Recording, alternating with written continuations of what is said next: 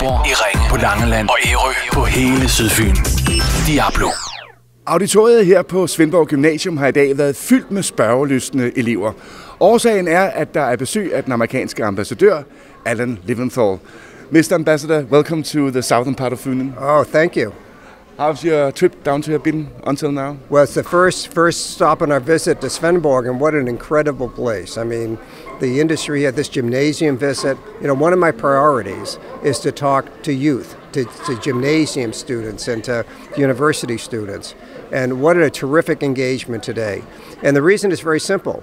These individuals, these young people are the future of Denmark and the future of the U.S.-Denmark relationship. An ambassador's schedule is always busy, but these times there's a lot to do with the foreign policy situation. And you still decide to take time out of your busy calendar to come here. What is it you hope to achieve talking to all these young people? Well, they have, this was incredible questions they asked today. They're so smart.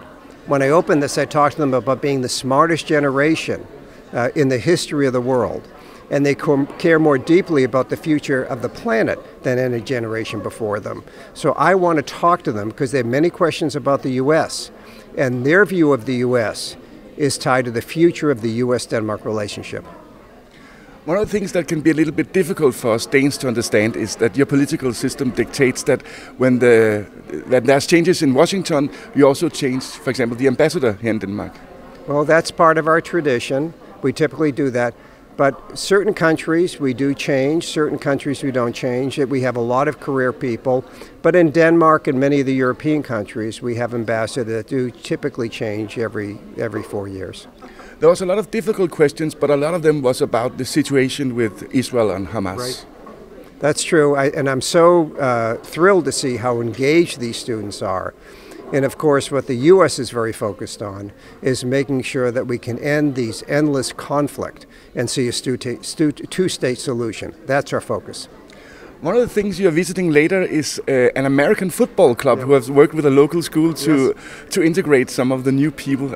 I suppose you look forward to that? I'm very much looking forward to it. I've read the biographies, I've read about the clubs. I'm really excited to with that engagement.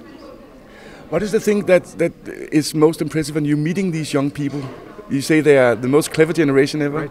They're smart, they're engaged, they follow what's going on in the world, they ask really important questions, and they care so deeply about the future of the planet.